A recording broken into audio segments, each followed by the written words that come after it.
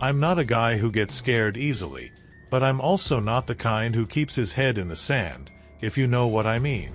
When something doesn't feel right, it doesn't feel right, period. I acknowledge that most of the bad things that happen in life can be blamed on people or the world around us, but I also believe there are things that fall outside those two categories, at least until we prove otherwise. Like what happened at the body farm. I've wanted to be a writer ever since I was a kid, so forgive me if I get too flowery sometimes. It's the habits of a writer. As I'm sure you know, though, writing doesn't pay the bills, and despite my dream of earning a living by writing, I've always needed a day job to get me by. Through the father of a friend, I ended up getting trained and certified as an unarmed security guard straight out of high school, which I did all the way through college. It was easy, and the money was good enough for a while, but eventually I looked for something with a future in it. So long as my writing wasn't taking off, I figured I might as well build a career. After a long search, I got a job at one of the major banks. Which one I'd rather not say. 6 years I spent working my ass off, climbing my way up the ranks. That was until 5 weeks ago when they decided they had too many branches open on the East Coast, as well as too many employees working those branches. So I got the boot. No severance, no fanfare, no apology. I was out on the street, and as I soon found out, no one was hiring. When things started to get desperate, I paid a visit to this employment agency up the block from my house. I've never liked the guy who runs it, but as I said, times are desperate. So I walked in and signed up. They didn't seem too hopeful when I asked about other bank jobs, but when they saw the security guard experience on my resume, they perked up. As it turned out, they had an overnight temp guard position they were having trouble filling. Needless to say, I was hesitant to take what I believed was a step backward. Not to down-talk or discredit guard work in any way, it just doesn't fit the direction I'm trying to go in at the moment. You'd think being an overnight guard would afford me plenty of time to write, but the truth is I've always had a hard time writing while completely alone. For some reason, it makes me uneasy, and I end up getting nothing done. The point is, I didn't want to take the gig, but a man's gotta eat. My choice was helped by the rate they were paying, which was at the higher end of what guards usually make. Against my better judgment, I accepted. They made a few phone calls, wrote down an address, and sent me on my way. "It's on the water," is the only detail they gave. My old uniform was a bit snug, but it still fit. I actually found that fact a little disappointing. Around 5 o'clock I arrived at the address they'd written on the card, which it turned out was a boat launch to get over to an island, on which was the actual gig. I'll call it Twain Island, since I'm pretty sure I'm not supposed to be talking about it in the first place, even though its actual name is one I'd never heard despite growing up close by. After a confusing exchange with the older guy who ran the dock, he told me something which very nearly made me turn around and get back in my car. "I need to see your phone," he said. I was confused, but I took it out of my pocket and showed him. Then he said, "If that's a camera, I need to take it." I made a joke, something like, "What's on that island, the Queen of England?" But he wasn't amused. I argued with him for a minute, but in the end I handed it over. Like I said, a man's gotta eat. A few minutes later, an even older guy got me and took me onto the boat. Since it was only the two of us, and since I had no idea what I had gotten myself into, I tried to make some small talk. The guy wasn't very talkative, but as we approached the island he made the second sketchy comment of the day, this one in the form of a question. "Have you ever been to one of these farms?" I told him I'd been to plenty of farms, to which he said, "Not like this one, you haven't." I had no idea what he was talking about, but by then we were already pulling up to the dock that stuck out from the rocky shore. We docked. Before I could ask where I was supposed to go, he was already pulling away. It seemed he didn't want to stick around long. There was a building up the ways a bit which looked like an old rec center. Given that I had nowhere else to go, I headed for the building. Halfway across the lawn was a sign which read, Twain Island Forensic Anthropology Facility. They were words I was familiar with separately, but together lost their meaning. As I contemplated exactly what they meant, a young guy wearing a guard's uniform came around the side of the building and waved me down. "I heard the boat," he said. He introduced himself as Eric and handed me a walkie-talkie. He explained that, other than a few computers with an internet connection, all communication on the island was done by old-school means. In case of emergency, they even had a two-way radio set up. I asked him why I wasn't allowed to bring my cell, and he said it was so no pictures ended up on the internet, which I'd heard from a friend who did guard work at a high-end jewelry manufacturer, so it made some sense. It still didn't tell me what the hell was going on out on that island. I point-blank asked him. All he said was, "Come on, I'll show you." We walked not into but around the decent-sized building, past a second, smaller building and into the woods beyond. Eric said something about the island being the alleged site of buried pirate treasure, but to be honest, I wasn't paying much attention at that point.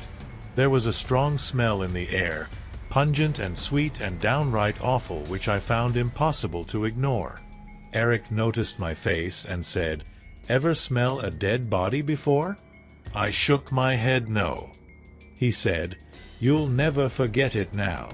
At that point we came into a clearing in the woods where the foul odor really ramped up. I've always had a strong stomach, but even this was excessive. I felt a ball form at the back of my throat. There were two people, one male, one female, both roughly college-aged and wearing similar gray coats, standing over what looked like long, low cages made of chicken wire. As we walked closer, I could see dark forms in the cages like piles of trash. The girl looked over at us and nodded politely, but the guy didn't bother. She was pretty and he looked like a bug. It wasn't until we were right on top of the cages that I realized what they held. The first body I saw, in fact have ever seen, was a woman's. Her skin was impossibly waxy with large patches of discoloration, as if the wax had been burned. She looked like someone had sprinkled rice across her, like a new bride. Unfortunately, it wasn't rice. The maggots crawled on her legs and pooled in the crevices of her neck. Her surprisingly white teeth grinned up at me, exposed, and her belly was inflated like a birthday balloon. My mouth watered from the rising feel of vomit, but I managed to keep it in check. It helped to not look at her creeping skin. He introduced the two as Bernard and Terry, interns from the Name Removed Institute, and said there were two more wandering around somewhere, as well as the man in charge, a scientist by the name of Dr. Christensen. Terry could see I was bothered, so she was nice enough to finally explain what was going on. "We study human decomposition," she said. The goal was to better understand the process in order to help, among other things, police determine more accurate times of death in a variety of settings. I looked at the 5 or 6 other cages, which she explained were to keep birds away, and asked how many there were on the island. "It varies," she said, "but it usually hovers somewhere around 50. 50 dead bodies. One island. No boats." They said some see you laters, and then Eric led me around the rest of the island, first to point out some of the other body sites, more corpses, some caged, some not, and then to perform a perimeter around the shore. He said I'd have to do at least 2 such rounds during my shift, which I was already thinking about skipping. It took about 45 minutes for us to circle back around to the dock, which I noticed was the only way onto or off of the island short of risking the waves crashing onto the sharp rocks and the ring of slimy garbage. By then the sun was starting to set. Then he took me inside the main research building, which, as I guessed, had been converted from a sports center dating back some 50 years. We took a quick look around at the operation, and I saw the back of someone's head inside one of the rooms, but other than that not much registered. I think by that time my head was spinning too fast for any more information to get in. We left the main building and went to the second building, which served as the guard's office. Eric pointed out the bathroom, the lockers, the eating area with stocked fridge, the flashlights, the desk with the two-way radio, which he showed me how to use, though by then he was eyeing his watch. He gave me a grin and asked if I was all set. I shrugged, which was the most sincere answer I could give. "I'll be honest," he told me. "Most guys don't last long here. Especially the night shifters." "Thanks. If you take out the mental part, it's the easiest job in the world." "But that mental part," his voice trailed off, and I knew exactly what he meant. What could be easier than making sure a bunch of stiffs stayed dead? And yet, with the sun going down, I was filled completely with dread, the kind where you want to run and scream in no particular direction. Before I could articulate the thought, the sound of a docking boat rose up, and with a nod and a few more last-minute instructions about filling out the logbook, he was gone. "Next boat's at 3 a.m., he shouted from across the lawn, which seemed like a pretty important detail to be leaving for the last second. Ahead of him were the two interns I'd met, Bernard and Terry, along with two others. Terry waved and I waved back, pretending to be unfazed. On the boat already, aside from the old man operating it, was a man whose face I couldn't make out from a distance other than a beard. I assumed it was Dr. Christensen, though I had no way of knowing for sure. After the boat chugged away and made a line for land, I looked around at the dimming island, inhabited by me and 50 rotting corpses, give or take, with the wind kicking up off the ocean, and wondered how I'd ended up that way. Just a month earlier, I'd been sitting comfortably behind a desk in a warm bank. It was incredible how quickly life could shift beneath your feet. I retreated back inside the guard's office and immediately decided to stay in it until the boat came to get me at 3. I locked the door. Screw the promises, screw the temp agency, screw the Twain Island Forensic Anthropology Facility. I wasn't about to go stumbling around in the dark on an island full of dead people, caged or otherwise.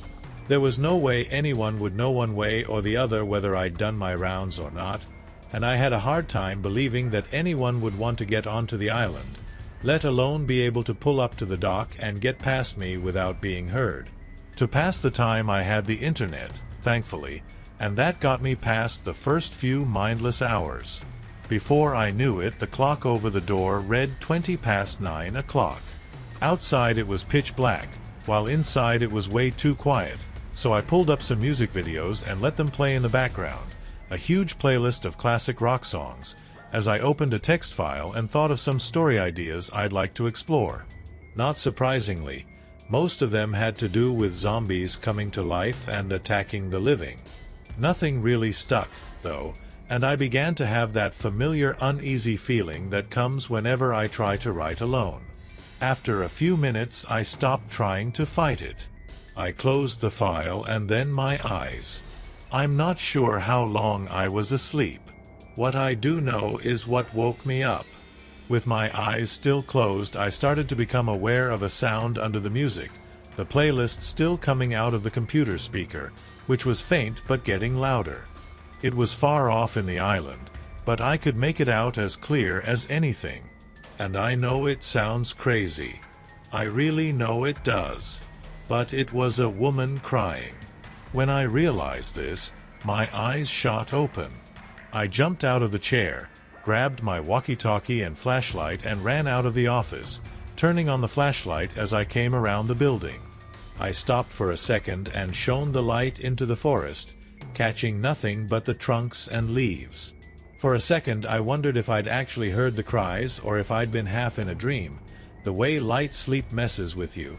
But then I heard a shout, definitely a woman's pitch, and I bolted into the woods. All I could think was some idiot had found their way onto the island, maybe even a group of idiots, thrill-seeking kids, and hurt themselves on my watch. I would have to carefully forge the logbook to cover my ass on this one. That already familiar stench came to my nose as I came into the first clearing. My flashlight picked up the metal of the cages. I stopped running. I remembered myself, where I was and why I had locked myself in the office. Those cages, just sitting there in the dark. Corpses staring up. Maggots and flies. The cries had stopped, which had me thinking either I was being pranked or much worse. I was too late to help whoever it had been. I did what I swore I wouldn't, which was the job they'd hired me to do. With a major amount of hesitation, I did my rounds. Either I would find a woman, I figured, or I could honestly tell the doctor that I'd secured the island when they found a body in the morning. Another body, that is. A new one. As I walked the edge of the island, I formed a joke in my head about how they could leave the dead woman where they found her and just add her to the guest list. The joke always ended with me saying, "You're welcome." I'll be honest, I didn't do a full perimeter, but I did do most of one. Other than half of a hollowed-out horseshoe crab, I didn't find anything, so I cut back toward the first clearing where I'd sworn the woman's cries had came from. I walked slowly in case I came across any more body sites, especially the uncaged kind, which I didn't want to stumble over in the dark despite the little yellow flags that marked them. The smell would probably warn me first, except for the really long-gone ones, the piles of bones which still stunk but not nearly as much. Needless to say, I was relieved when I reached the clearing. The beam of my flashlight caught the top of the cages as I walked between them, using them as a guide back to the office without really focusing on them. For some reason I still don't understand. Maybe because my eyes picked up something different in the dark, or maybe I felt a change in the air. I shone the light into the last cage, the first I'd seen a few hours earlier, where the bloated woman had grinned up at me. My feet stopped. So did my heart. What my flashlight saw, what I saw, changed me forever. And I know it sounds crazy. I really know it does. But the cage was empty. I got in closer to get a better look, because there was no way what I was seeing was real, but I was horrified to find it was. The body was gone. The only thing left of it a long patch of dead grass, a puddle of half-dried fluids, and strips of what looked like leather but I knew wasn't leather. The cage around it was left exactly where I'd seen it. Only the body had disappeared. As I stared down at the empty cage, my walkie-talkie crackled in my pocket. It made me jump a bit, the sudden noise in the night, and I fished it out of my pocket where I'd forgotten I put it during the perimeter sweep. But if the first sound made me jump, the second made my skin crawl worse than one of the corpses behind me. A woman was whispering on the other end. I turned the volume up and pressed the speaker to my ear to hear better. The words were too low to make out, only the distinctly female tone, the same as the one who had called out from somewhere in the woods. Nervous, I brought the walkie-talkie to my mouth and pressed the button on the side. "Hello? Who's there?" I tried to sound like I was in charge, but it wasn't convincing. I let go of the button and brought the speaker back to my ear, straining to hear the whispers. A laugh. A woman's laugh, high-pitched and delirious, came through the speaker. Instinct took over and I ran. I ran away from the cages and out of the clearing, into the woods and out of them again until I was running between the two buildings and back into the office, slammed the door shut and locked it. My pulse throbbed in my neck and I tried to catch myself with my hands on the desk, taking great, big breaths of air in. Breaths of air. Stale air. Not just stale, but wretched. Sickly sweet and pungent. The smell of those bodies had somehow moved into the guard's office, even though none of the sites were anywhere near it, even with a strong wind to push the air around the island. It was then, as I pushed myself up off the desk, that I thought again of the missing body. The woman's body. The woman's voice on the radio, the whispers and the laugh. It was then that I realized not just the air had gotten into the building. I looked at my hand. A smudge of something black was on my palm. There was a matching one on the table. They asked me to go back. It was 3 days ago I was picked up tired and hungry on that dock. The captain had found me with a dying flashlight in one hand and a turned-off radio in the other. This time I was the one who didn't say much. I just got out of the boat, drove home in a daze and fell asleep in my bed. I spent a lot of the time since thinking about what I'd experienced on Twain Island, the rest of it applying to jobs who didn't call back. I went back and read what I wrote. It sounds almost ridiculous now, like the ravings of a wild man, especially happening so soon after I woke up. The more I thought about it, the less real it seemed. As I was applying for other guard jobs, the guy who runs the temp agency called me to tell me the forensic anthropology facility had contacted them to ask about hiring me again. With no hesitation, I told him I had no interest in going back to that island. While I was at it, I thanked him for not warning me about the nature of their research. He swore to me he didn't know. I didn't believe him, and told me before I made up my mind that they were willing to raise their rate by almost 30%. I think they're tired of giving the free tour, if you know what I mean, he said. It's hard to argue with that kind of money when you're unemployed. There was still the whole matter of the disappearing body, and the creepy laughter, and the traces of death in the guard's office, which were 3 very good reasons to never go back. I couldn't exactly ask him about all that without sounding insane, so I asked him the next best thing. Did they have any complaints about the last time? I asked. The way I figured, if a body got up and walked away on my watch, they might think I had something to do with it. If they had any complaints, he said, I doubt we'd be talking right now. He was right, of course. The whole thing was feeling more and more like something I'd dreamed up. About an hour earlier I had checked my bank account, which was getting grim, and now here I was saying no to a cushy paycheck.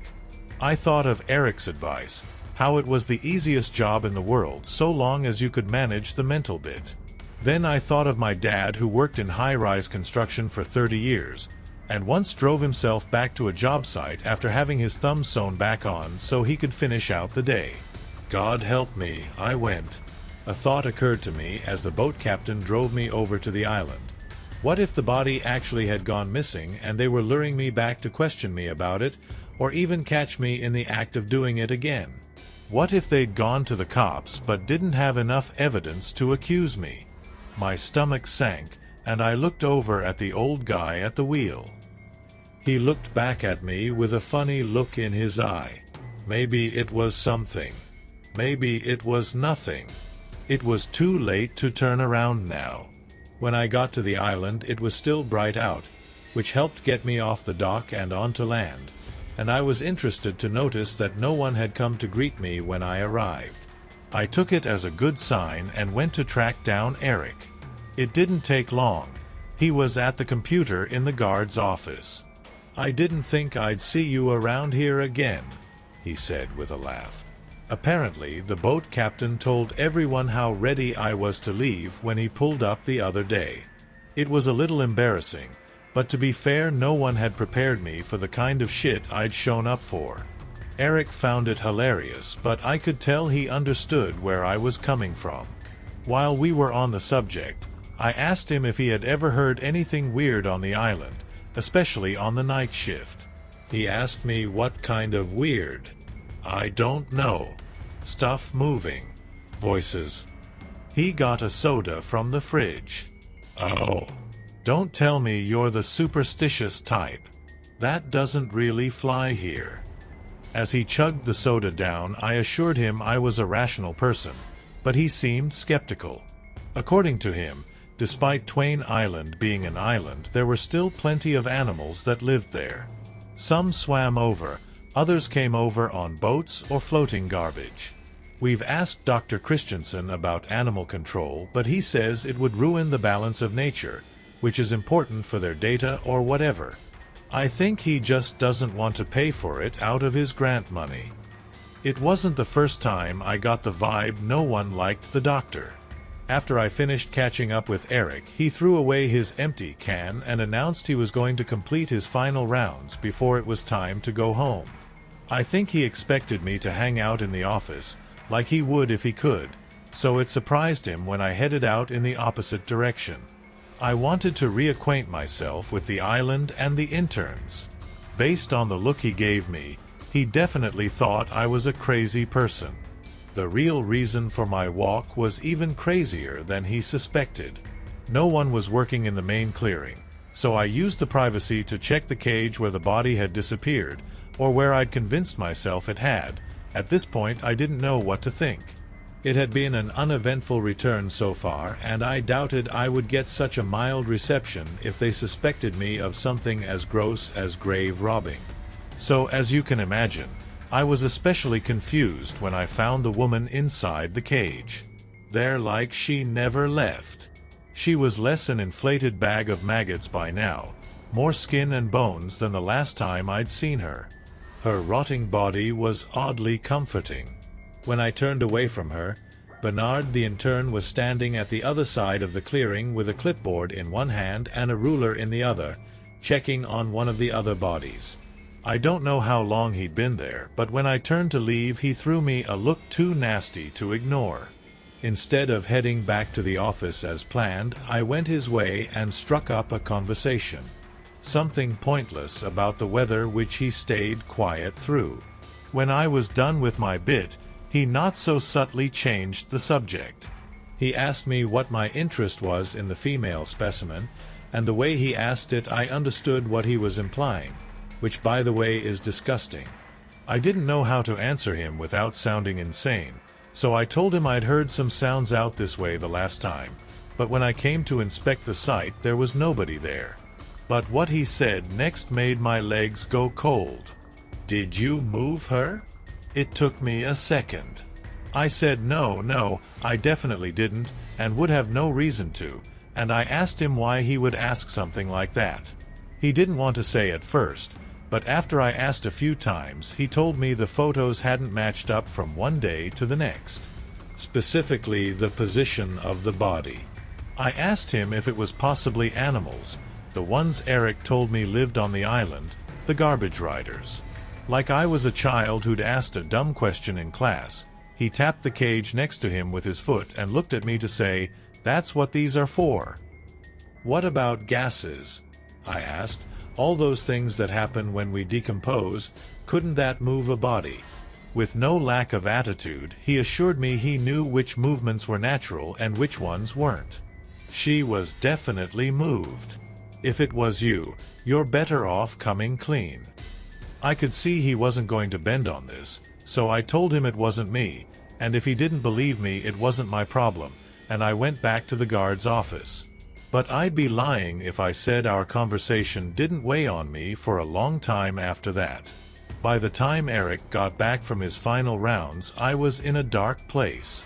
My thoughts were spiraling down, and I was angry at myself for coming back to the island. I was giving strong thought to quitting and hitching a ride back on the late boat, and Eric could probably tell, since he was acting especially light and jokey, trying to improve the mood in the guard's office. I suspected it was less for me and more for himself, which he proved when he casually dropped that he had some big plans for the night, which would have been ruined if I hadn't shown up. At that point, Terry popped her head in for a few minutes to say hi and ask Eric a question about the alarm system in the main research building. Before she left, she told me it was good to see me again. After she was gone, Eric chuckled and said how obvious it was that Terry was into me. I told him that was bullshit. "Why do you think they asked you back?" he asked. "You were tired of giving the free tour," I quoted. "There's other guys they could have asked. And she brought your name up like 5 times in the past 3 days. Said you have kind eyes. Who else were they gonna bring back?" I didn't put much faith in what Eric said, but it beat thinking about other things. It didn't hurt that Terry was pretty cute, in a weird, works with dead bodies way. The thought of asking her out distracted me for a while. Soon enough, I was alone. The boat came and left, and like an idiot, I didn't get on it. I spent the first hour like the first night, on the internet, visiting the usual time wasters, but after a while I started to think about what Bernard had said. To be honest, It pissed me off. This guy, this bug-looking prick, doesn't even know me, wasn't even there that night, yet he thinks he can throw around disgusting accusations. Pretty soon I wasn't paying attention to the screen. I was thinking about cornering Bernard in one of the more private areas of the woods and giving him something real to accuse me of. I'm not an outwardly violent guy, but that doesn't mean I'm incapable of it. Something by the door caught my attention. Movement. I turned in time to catch a spot of darkness moving past the window, and for the second time that day my legs went cold. The shadow was in the vague shape of a person. I'd like to say that I jumped out of my chair, flung the door open and jumped on the intruder like a damn security guard, but the truth is I stayed as still as I could. I listened to the grass rustle and I didn't move a muscle until the sound was gone. A minute later I stood at the open door, shining my flashlight into the dark. And even though I didn't want to, even though I hated to admit it, I found myself surrounded by the very familiar, very strong smell of rotting corpse. My first instinct, and it would be yours, too, was to step back inside and lock the door, radio the police and shut myself in a broom closet until help arrived. But I also knew that dead bodies don't get up and walk around, that those things don't happen except in movies. I pictured my dad and what he would do in this situation if he was still alive. He would find whoever was screwing with him and jam his reattached thumb into their eye. My undetached one would have to do. Due to an overcast night, the woods were already black. The way the flashlight's beam pierced the night reminded me of footage of deep-sea divers. I moved quietly between the trees and toward the main clearing and strained to hear even the slightest sound of footsteps or movement in the woods ahead of or around me. But other than the wind and the ocean, I couldn't hear a thing. What made me happiest, though, was finding the woman's body in its cage where it belonged. Even now that sounds like an unbelievable thing to find relief in, and after a quick check I discovered all of her roommates were in their respective cages, too, at least in this site. Taking courage from that, I decided to finally do some proper rounds. There was a mystery on that island, something the employees weren't telling me, and it was time I figured it out. I moved into the woods at a sharp angle, aiming to reach the shore at a particular spot I'd seen with Eric the other day, a point at the island's highest where he said you could see a small cave opening at low tide. The point itself didn't matter so long as I had a target, though something about the overcast night got me confused, not being able to use the moon or stars as reference, and after a couple of minutes I found myself turned around. As it turns out, the island is larger than I'd thought at first, and it's very possible to get lost on it. I tried to correct my path using the sound of the ocean, just keep heading toward the waves, but after a minute I came into a clearing and was surprised to find it was the one I had left a few minutes earlier. If I were a smarter man, I would have said screw it and returned to the office, but my decision to find answers had made me too stubborn to take the easy way out. Instead, I turned around and headed once again for the same spot on the shore. This time I made an even sharper angle. There was no way I was going to end up back in that clearing. The good news is, I didn't. The bad news is I became completely disoriented by the night and the tree after identical tree, and it wasn't long before I couldn't even tell which way the ocean was, the sound of waves coming through from all directions. Twice I came across body cages, but I didn't stop long enough to get a look at them. It was bad enough putting my back to them in the dark. Thinking about their dead eyes on me put some speed in my step. If you've ever been lost, you know the feeling of frustration and hopelessness it brings, how you kick yourself for being so stupid. You blame yourself for every mistake you've ever made. Whether or not you believe in God, you start making pacts and promises. If you just get me out of this, I promise to be a better person, even though you fully intend to forget everything you said the moment you're found again. Bottle up that feeling and let it loose on an island of cadavers, and you'll start to understand what went through my head in those woods. When I got really desperate, I started to notice the smell of rotting meat. With the breeze blowing so erratically through the trees, I couldn't get a bearing on which direction the stink came from. Whether it was following me or I was following it wasn't clear. Only one thing was, it was getting stronger. I didn't know if I should walk slower to keep from stepping in something or run away from someone pursuing me. As much as I wanted to check the trees, my flashlight stayed trained on the ground, and thank God it did. Out of nowhere I came across a body, a pair of purple feet sticking up from a patch of green ivy. It wasn't even marked with a flag, which I thought was extremely dangerous, and if it had been, the flag had fallen and disappeared under the thick vines. The body was muscular, definitely a man, and as I got closer I saw it was missing its head and one of its arms. Flies buzzed on its freshly ruptured skin. Their whining voices got under my own skin, into my eardrums, and nausea bubbled up in my stomach, the taste of acid at the back of my throat. I threw up behind a tree. Doubled over, wiping my mouth clean, a stick snapped somewhere in the woods under weight, as if someone had stepped on it. I straightened up and aimed my flashlight toward the sound of approaching footsteps, and I called out, "Who's there?" The beam of light found feet. Not the corpse's feet, but walking feet. Feet wearing shoes. Feet attached to legs and pants and a gray coat. "You're contaminating my sight," the bearded man said. I didn't have to ask him for identification. It was Dr. Christensen. The other guards don't come this far inland. To be honest, I'm a little lost, I admitted to him. "This isn't the place to do that," he said as he walked over. I agreed completely. I told him I thought everyone had gone home by now.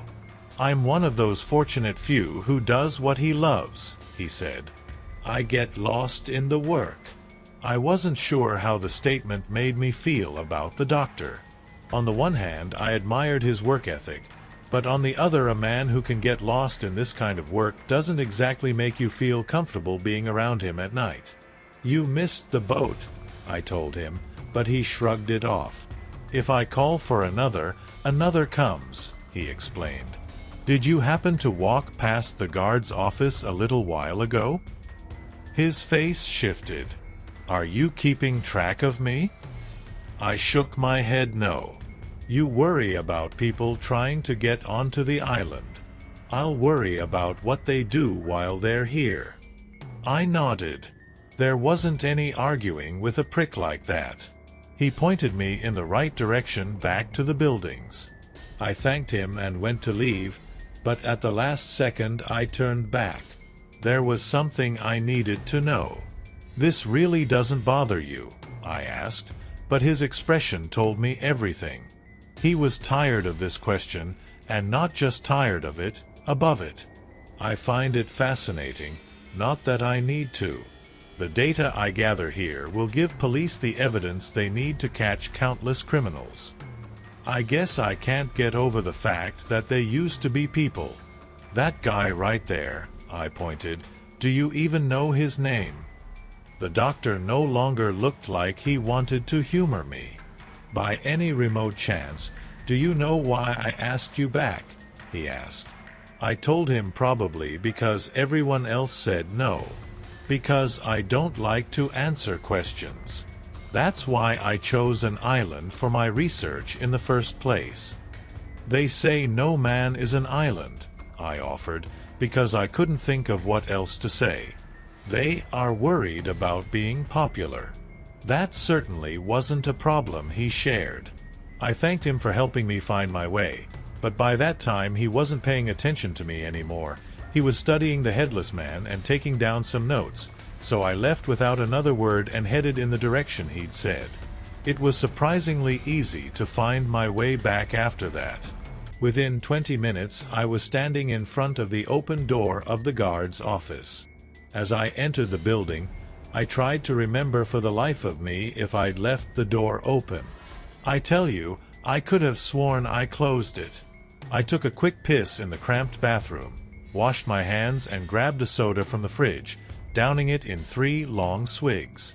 I threw the can in the garbage pail where it joined Eric's and a few others. It seemed they were more concerned with recycling people than they were aluminum. There was a big corkboard hung up in the eating area with a bunch of random things tacked to it. Health notices, old flyers, a few articles cut out of medical magazines. But it was the photo that caught my attention. It was one of those unflattering pictures people love to take of each other at work.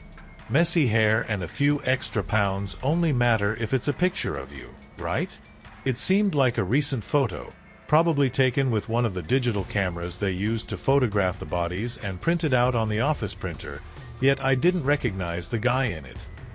He was in fairly good shape, arms bulged against the short sleeves of his guard's uniform.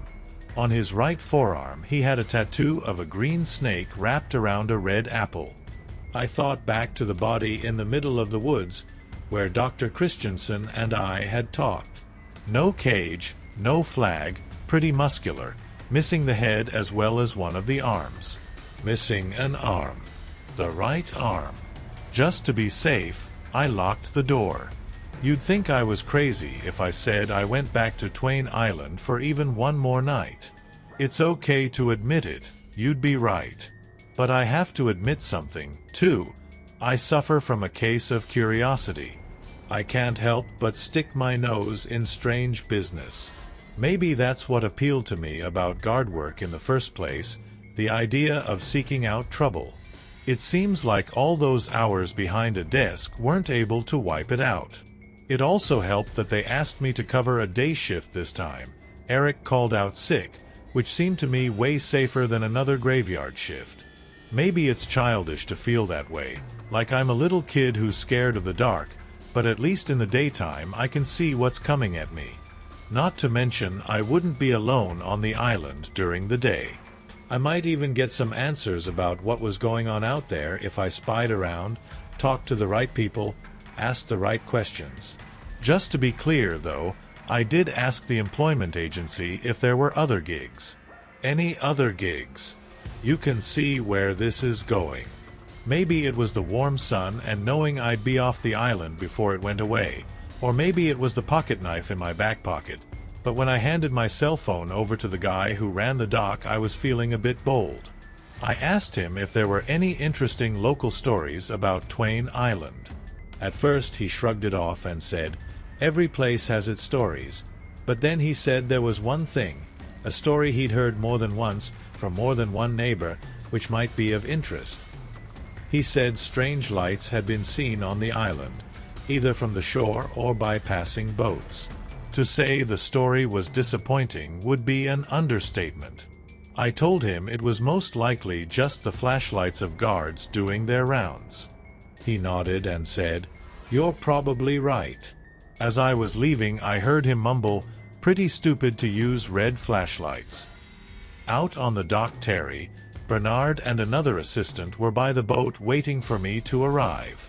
The captain was on the boat reading a magazine. When he saw me, he put it down and started the engine. Terry smiled and said hi, as did the other assistant, a heavier guy named Miguel. As always, Bernard was a creep and said nothing. That was until we got out on open water and Terry started making some small talk. "So you can't stay away, huh?" she asked.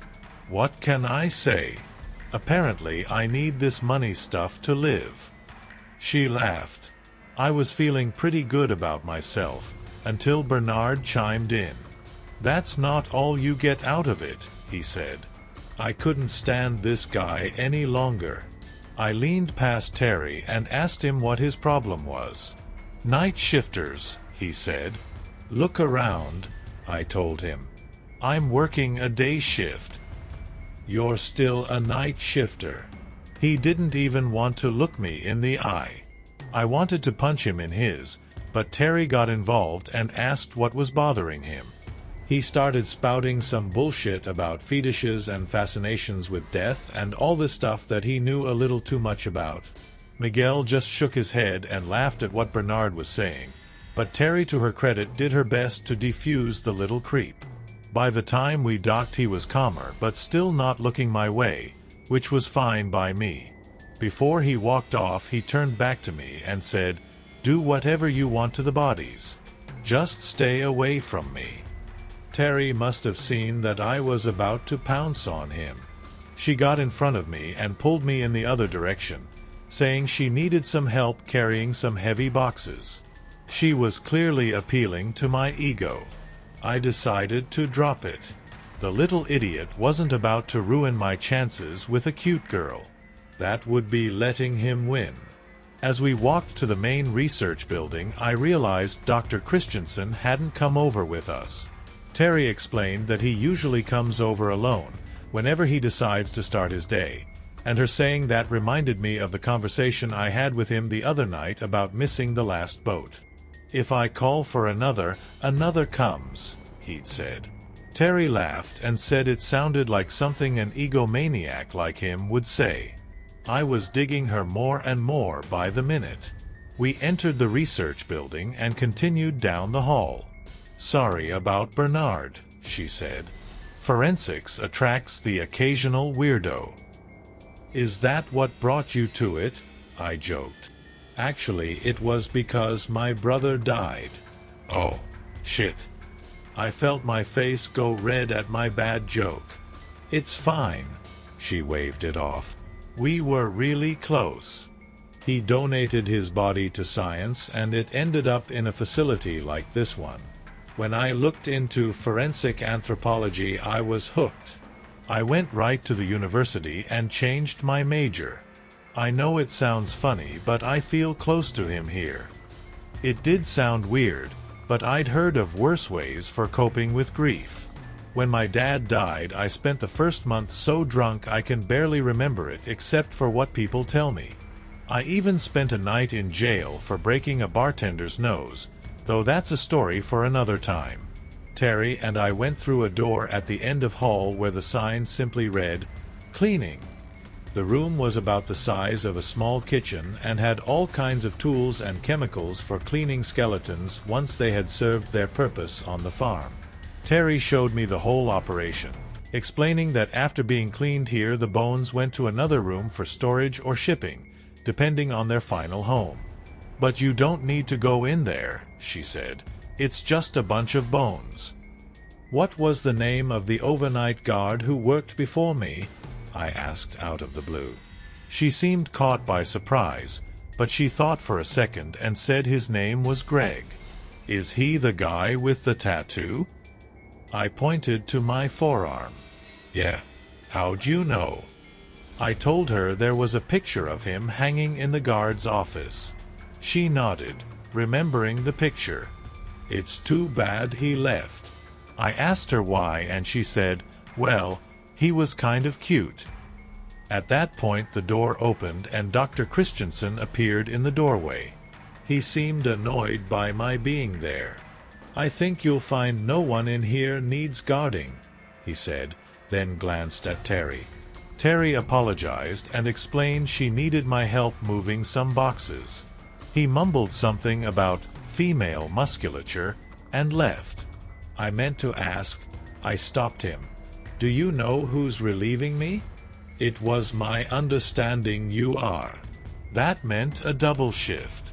Nobody had said anything about that. Is that a problem? "I guess I could use the money, as long as it suits your needs." After he left, I turned to Terry. "I guess forensics attracts a few assholes, too." Her face stiffened. She said, "He's my father." My jaw must have dropped to the floor. Then she said, "Just kidding." We both laughed, a great feeling after all the stress and creepiness of the past week. I asked her where the boxes were she needed help with. "What boxes?" She smiled at me on her way out. For the first time, I was happy I'd come back to the island. I grabbed a walkie from the office and did my rounds, a full perimeter around the island that took about an hour, give or take. Everything was fine, of course, and in the daylight it was almost an enjoyable time, like a normal brisk walk on a rocky shore. At the high point of the island, I even tried to look down below for the cave opening, but the tide was too high. I was starting to think Eric made that up anyway. Along the way I only saw one body, in a cage near the shore. Probably studying the effects of the ocean water or something like that. I stopped looking when I saw what was crawling out of its ear. When I got back to the guard's office, I stepped inside and looked around. Nothing out of place.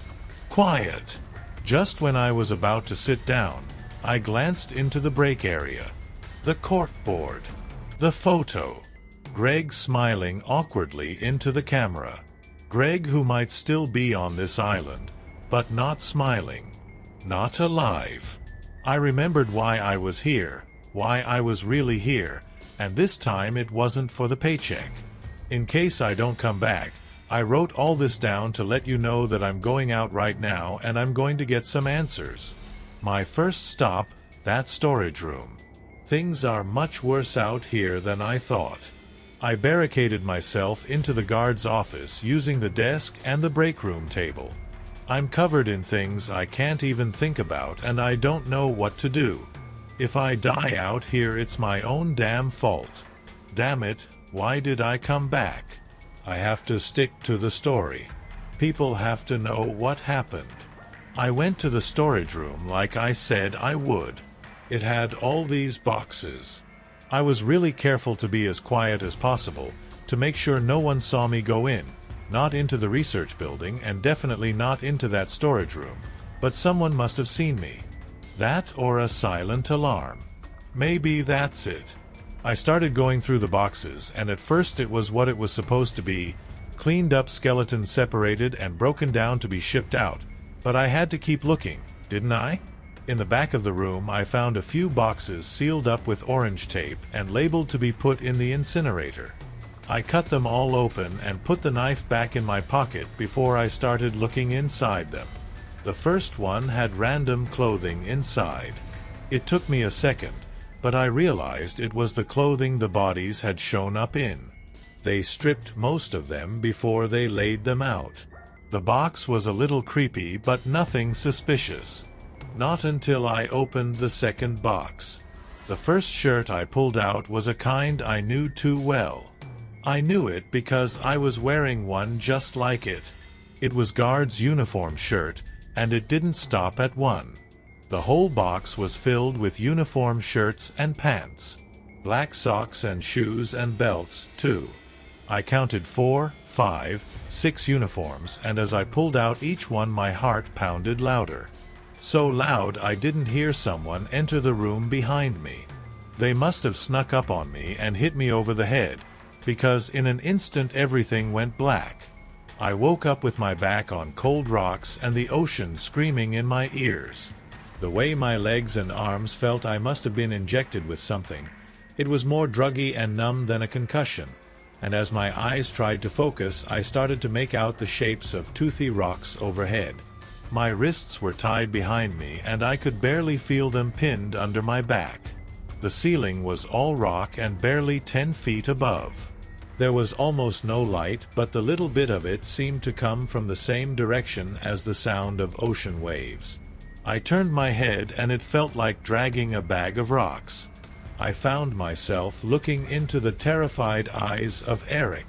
Eric, the guard who I was told called out sick, was lying next to me in the dark. His face was stained from crying and he was mumbling to himself, but I couldn't make out what it was. It sounded like, "That took him. That took him." My head was swimming so badly. I tried to ask him what was happening, but I could barely form the words. Finally I managed to get them out, and he only repeated his mumbling louder and louder until he was screaming and crying the words at me. "They took them! They took them!" I was still disoriented, and I didn't understand what he was talking about, but I did my best to keep my eyes in focus and look down, where he was looking now, still screaming, and that's when I saw what he was talking about. His feet. His feet were gone, cut off cleanly above the ankle with the stubs wrapped in bandages. It wasn't messy at all, but clean, professional, and even as I looked down at the horrors flopping at the ends of Eric's legs, I knew my suspicions were true. No regular man had done this.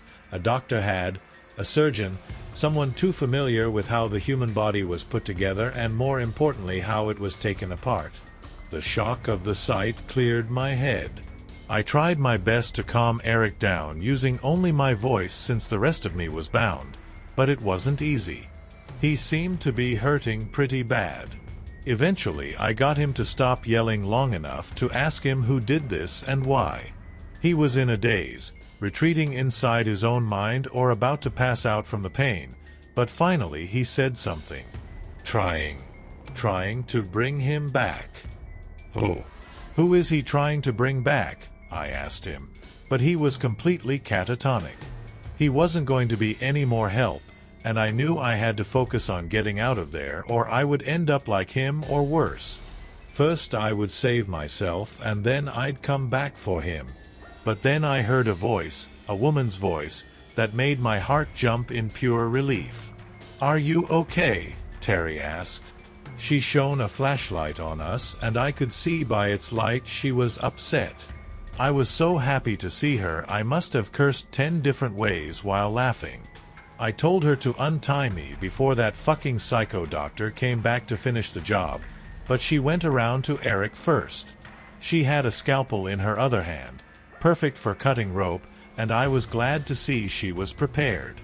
I told her if she untied me first I could help her with Eric. But she looked up at me, and with this blank expression I can't explain, she just said, "I'm sorry." Before I could make a sound she stuck the blade in Eric's throat. Blood bubbled up and Eric gurgled wide-eyed, while all I could do was watch him struggle. It was too much. I turned my head and waited for the awful sounds to stop, and by the time I looked back, Eric was gone.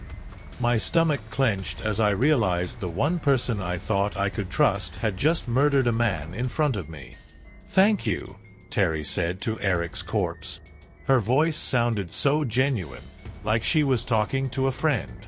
I screamed at her and asked her what she was thanking him for. "For donating his body," she answered, as if it was obvious. "Without donors like Eric, William can't come back." Who the fuck is William? But as I said it, I already knew the answer. I told you my brother went to a facility like this one, but that wasn't the whole truth. It wasn't just like this one, it was this one. William is here. He's here and he needs me. Even in the dim light I saw the look in her eyes, like every emotion was fighting inside of her. I can hear him calling out for help. I don't want to do these things, but he needs my help. Don't you see? Not just any parts will do. The doctor needs the bodies for his research, but they stopped funding him. Neither of us could let that happen. So I helped him. I put all those ads out. I called the agencies. I got him what we both needed. Her eyes were full of tears. I couldn't believe how completely she'd fooled me into thinking she was a nice, sweet girl, and now it was so obvious she had lost her mind. But believe it or not, she was still my best chance at getting out alive. The doctor doesn't care about you or your brother. He's using you, I said. You think I don't know that? He has his reasons and I have mine. We both make sacrifices to save lives. That's correct, dear, a man said behind her. Dr. Christensen stepped into the light wearing a rubber apron, like a butcher at a meat processing plant. Sacrifices are always needed in the name of science. His mood was nonchalant, as if it was another day at the office. I told him he'd never get away with this, that someone would come looking into the disappearances, that they'd wonder what he was still doing out here after they cut his funding. You're more right than you know. By next week this facility will sadly be shut down. He was saying it as much to Terry as he was to me. Terry didn't take the news well at all. She got in his face, freaked out on him, shouted how William wouldn't be finished by next week, which honestly I didn't know what it meant and I didn't want to know, but he calmly told her the situation was unavoidable. He reminded her there was still time to finish what they'd started. When he said it, He looked over at me.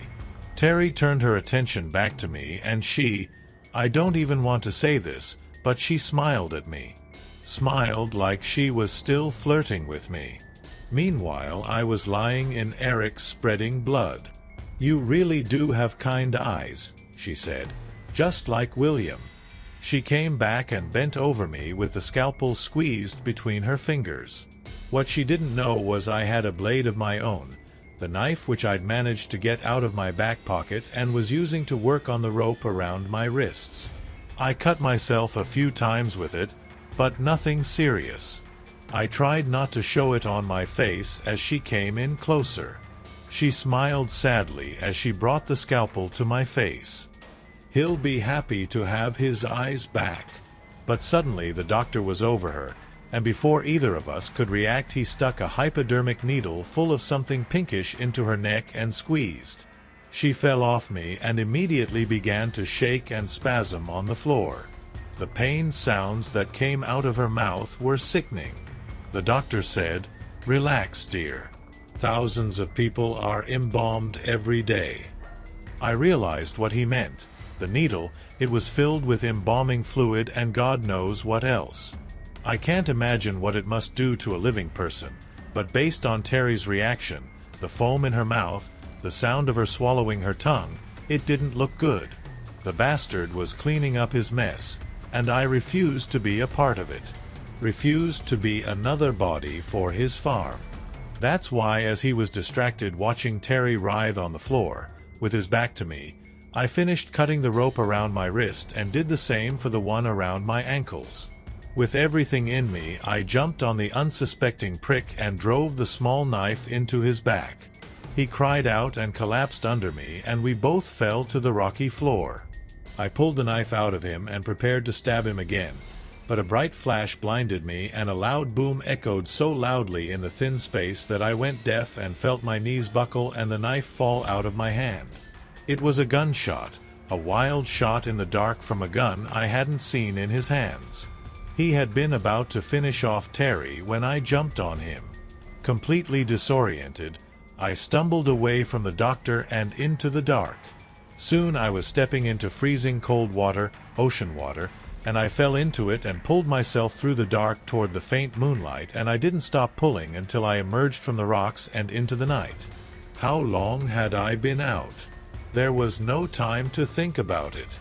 I pulled myself up the rocky, wavy shore and up and onto the island, where I found myself standing above the mouth of the cave. It seemed Eric hadn't been lying about it after all. Not about to wait for the doctor to follow me out, and knowing that there was another way out of that cave, considering both Terry and the doctor's clothes had been dry, I did the smartest thing I've done all day. I ran. I wish I could say I jumped into the water and swam until I reached the shore, but the ocean was too choppy, and I've heard too many stories growing up around here of people drowning in the ocean at night. The Undertows have claimed too many people for me to make a move like that. I followed the shoreline at first to make sure I didn't get lost in the trees, but soon I heard the doctor's voice calling out and his footsteps pounding the ground somewhere far behind me. Something bad was still in my blood, making my head groggy and my legs feel soft and distant, and where normally I could easily outrun him, I could hear him start to gain on me. With no choices left, I turned and ran into the woods. My coordination was all wrong, and more than once I tripped on roots and slammed into trees, but I kept running. Even as his voice got closer and his footsteps louder, I kept running.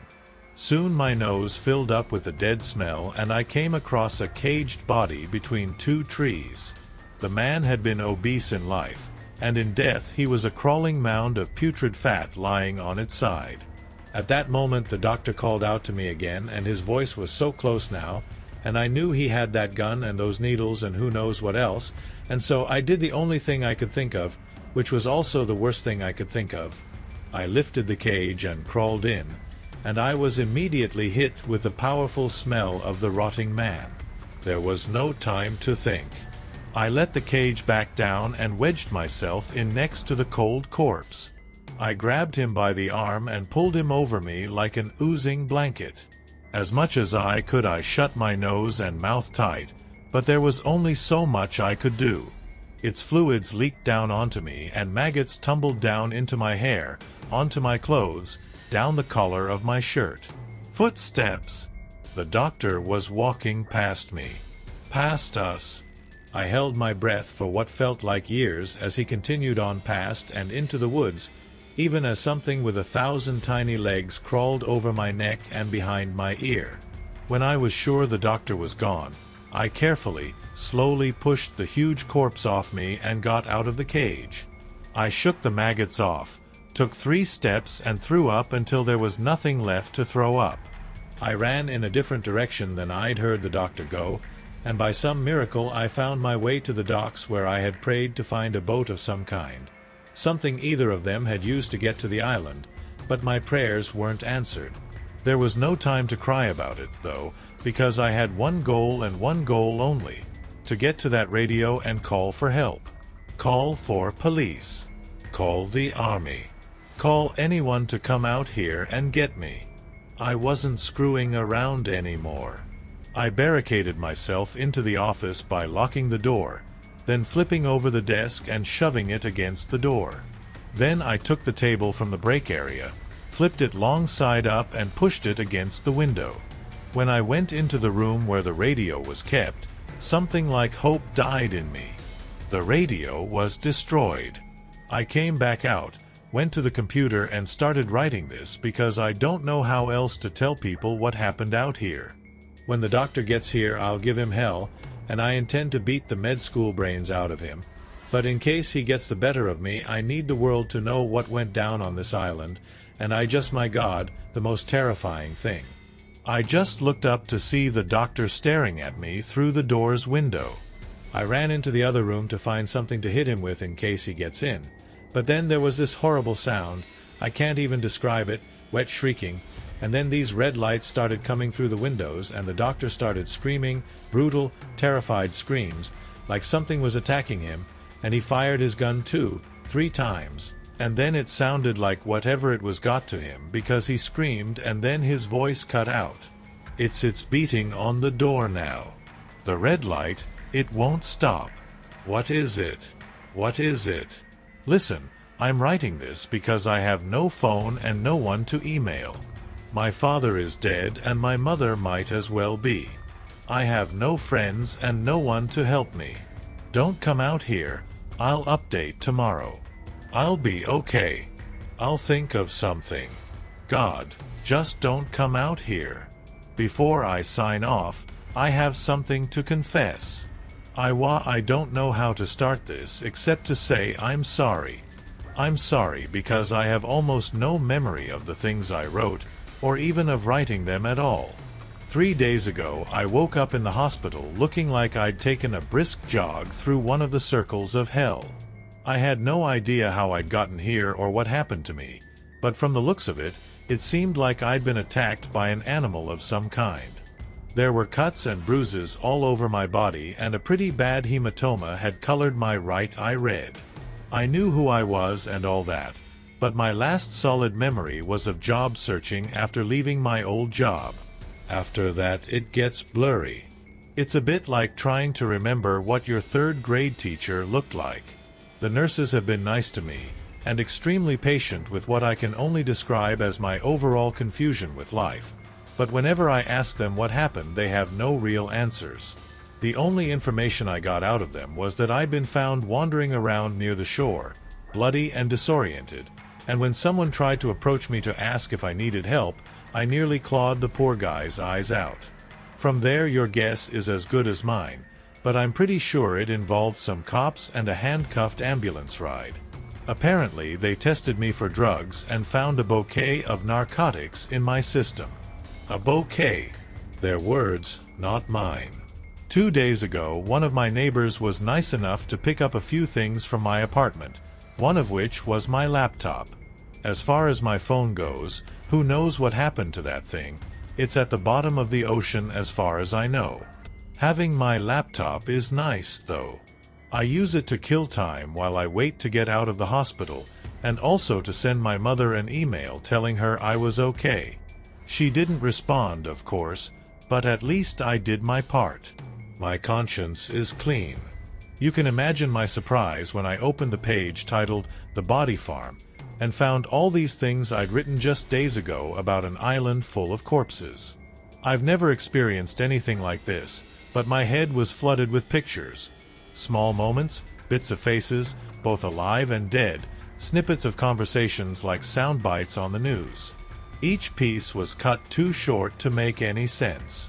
It felt, honestly, like a dream, something I'd made up to entertain myself, except that some of the pictures felt too real, too grounded to be a dream. I read every word of it. If I blinked more than twice in that time, I'd be impressed. It's a strange feeling having that kind of distance from something that happened to you. I felt like one of those people who yells at horror movies, except the actor on the screen looked exactly like me. I wondered why on earth I would go back to that island, not just once but twice, and how I could be so naive about the doctor. I formed opinions and took guesses as to what the truth was.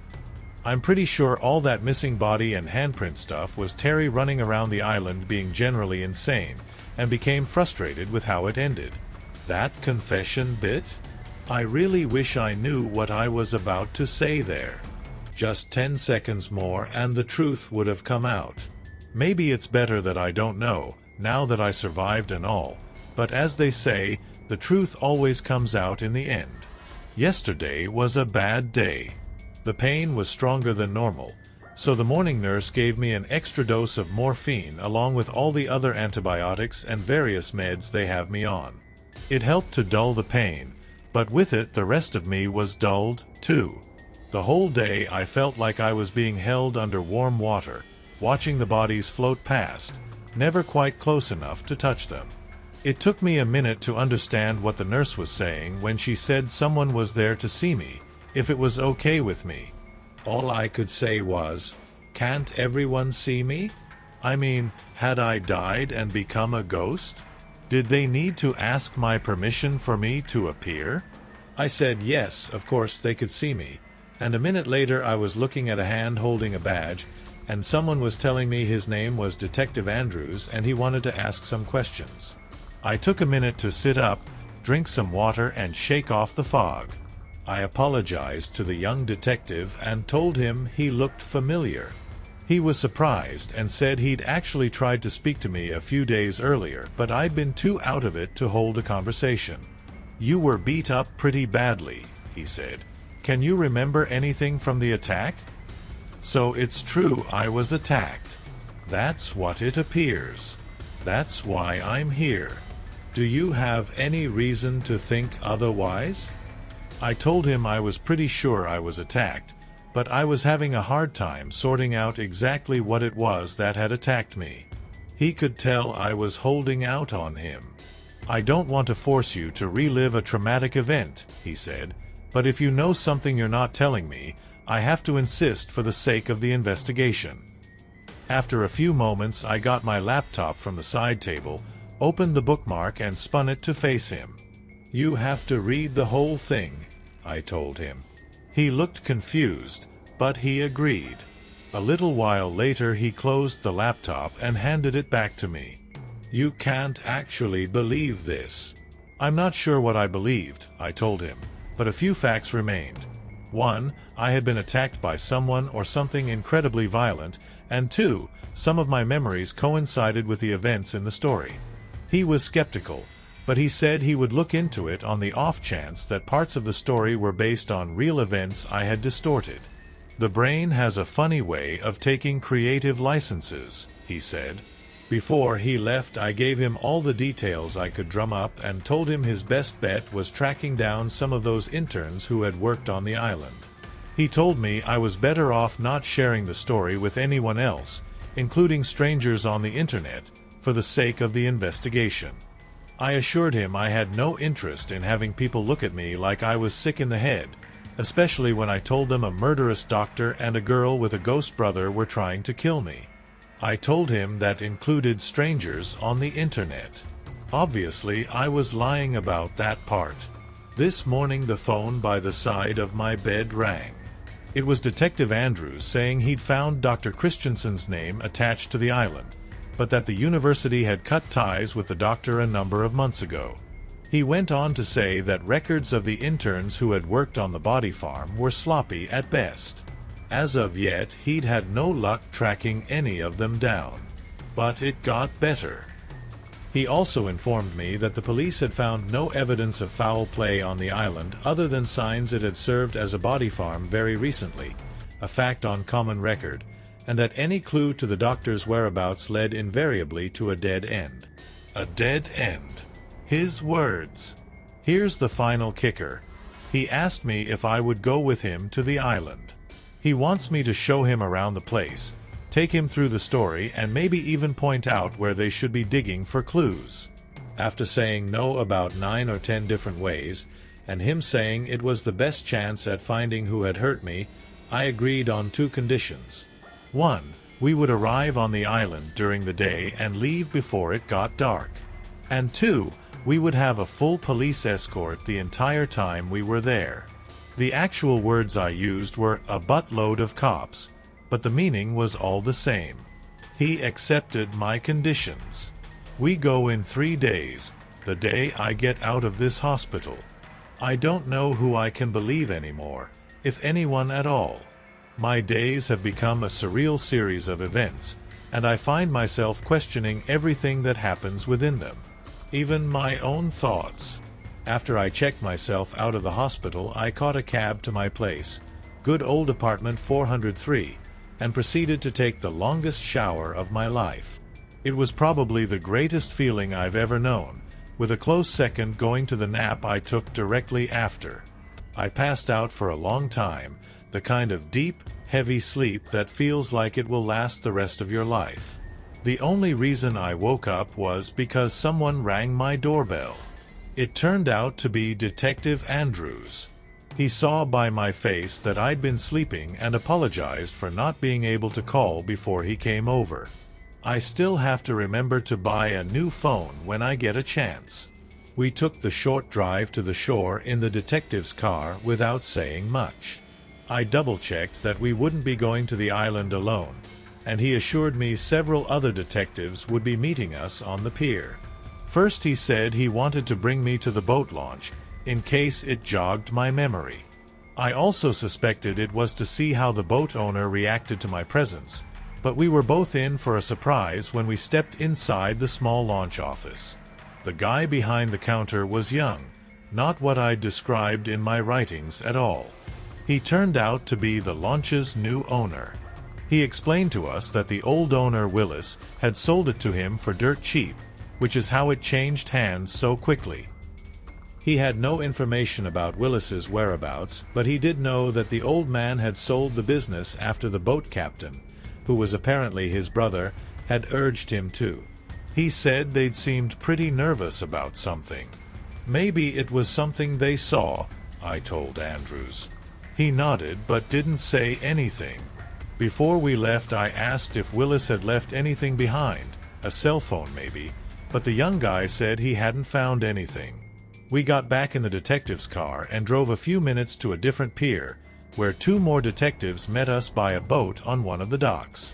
One was blonde and named Detective Cooper. The other had red hair and a mustache and was called Detective Bennett. They didn't seem familiar to me at all, which offered me a weird kind of relief. I asked to see their badges, which they showed me, and they seemed amused when I studied them closely. My New Year's resolution is to be less trusting, I offered. They didn't laugh. When I asked where the rest of the cops were, they explained that they were already out on the island. We all got in the boat and headed over. Cooper was at the wheel. The weather was nice, one of those first days of spring that make the winter feel like a bad dream, but at the back of my mind, nagging me, was a voice of dread. It couldn't believe I was going back to that damn island. As much as I bitch and complain about it, whenever I'm given the chance to return to Twain Island, I always take it. Maybe something about it calls to me. I don't know. Meanwhile, the detectives were having quiet conversations without me, just under the sound of the motor and the slapping of the boat against the ocean, and when I leaned in closer, they stopped talking. As we came close to the island, I felt a ball form in my stomach and a sharp pain in my temples. I noticed there weren't any boats tied to the dock. "Calm down," Andrews told me. "They'll be here." "You promised me a buttload of cops," I said. "The police have cases other than yours. Now relax. The three of us are more than capable of keeping you safe." I argued with him a bit more, but in the end there was nothing to talk about. We were already at the island and it was too late to turn around. I told them I decided to stay on the boat until they got back. Detective Cooper took the keys with him as he got out of the boat. Bennett pointed out that I'd be alone if I stayed behind. I didn't like his tone, like an adult threatening a kid with the boogeyman. Andrews was the most understanding. He said he understood my hesitation, and normally they wouldn't expect a victim to return to the scene of an incident, but as it stood I was both the only witness and the only evidence they had. Without my help, whatever had happened on that island would stay a mystery for good.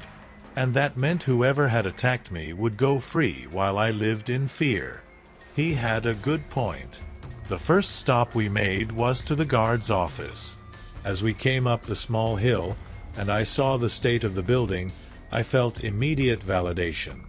The door had clearly been smashed in, half of it dangling on its frame and the other half spread in shards across the floor. The detectives stepped inside first. After a second of hesitation, I followed. There was a strong smell in the air I couldn't place.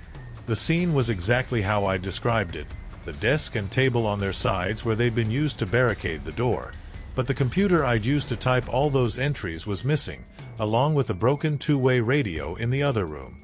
When I asked the detectives if they'd been removed as evidence, they said neither of those items had been found. "Then I guess someone did a bit of cleanup before the cops arrived," I said. That was when I realized what the smell was. Bleach. "Someone did a thorough job of scrubbing the island," Detective Bennett said. He said whoever it was had missed a few drops of blood, and he pointed to the spot where they'd been found, high up on the far wall. It had to have been a brutal attack for any amount of blood to make it that far. I asked if the blood had been tested, to see who it belonged to, and he said they were still waiting for lab results. "I have a feeling it's mine," I said.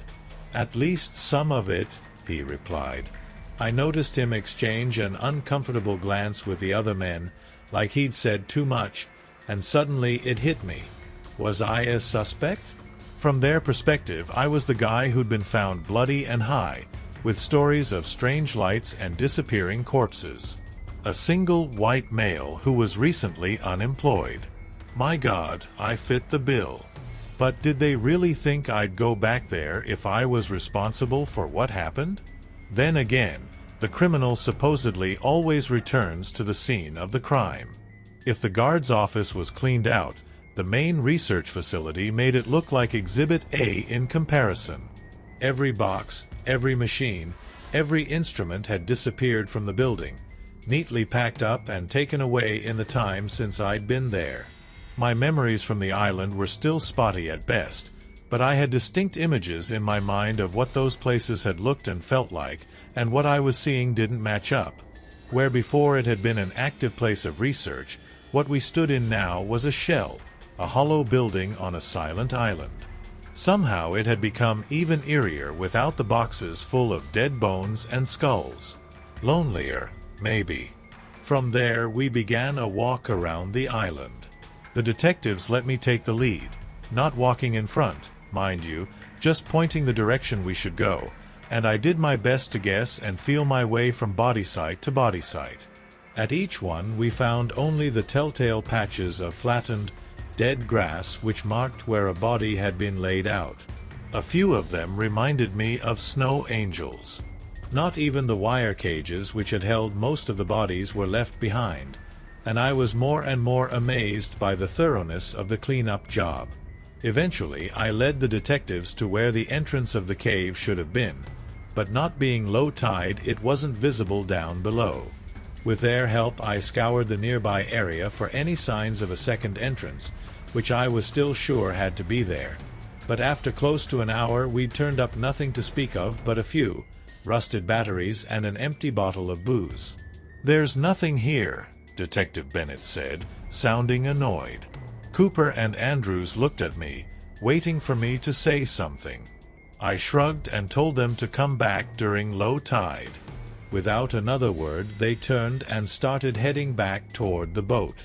As I trailed the men back through the forest, the headache which had settled into my temples as we approached the island, and had been there in the background since, expanded through the back of my skull until it became a full-on migraine. As someone not prone to migraines, it was an intense feeling.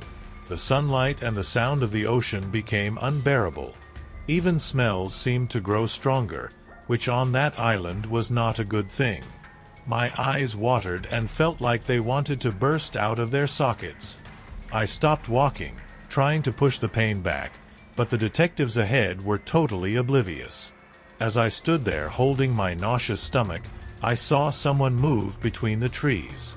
Plain as day, it was a human figure. In the forest. In the distance. I shouted out to the detectives, but from their angle they couldn't see him. I was fed up with the whole situation. I don't care how crazy it sounds, but I ran full speed into the forest, chasing the man I'd seen in the distance. The detectives followed after me as I weaved between the trees, yelling for the stranger to stop. Only once I caught another glimpse of him, but then he was gone, disappeared just past a grouping of trees. No matter how fast I ran, I couldn't catch him again, and eventually the detectives shouted for me to stop. They looked for footprints in the dirt but found only mine. Not one of them had seen him, and I couldn't tell if they believed me or were just humoring me. The description I gave them of the man was vague, and I decided to keep it that way.